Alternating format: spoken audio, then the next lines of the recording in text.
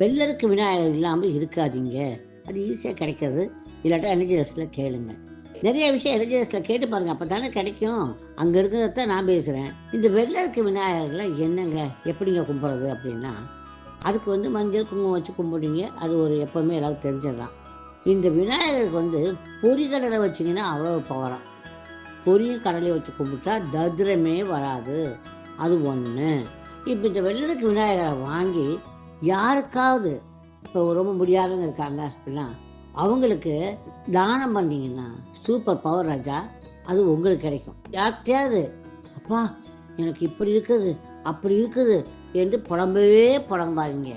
அத போல ஒரு பயங்கர நெகட்டிவ் எதுவுமே இல்ல. அதனால எல்லார்ட்டயும் போய் உங்களோட விஷயங்கள புலம்பாம நீங்க சொல்லிக் குடுக்குற இந்த சின்ன சின்ன மெத்தடுகள செஞ்சு பாருங்க.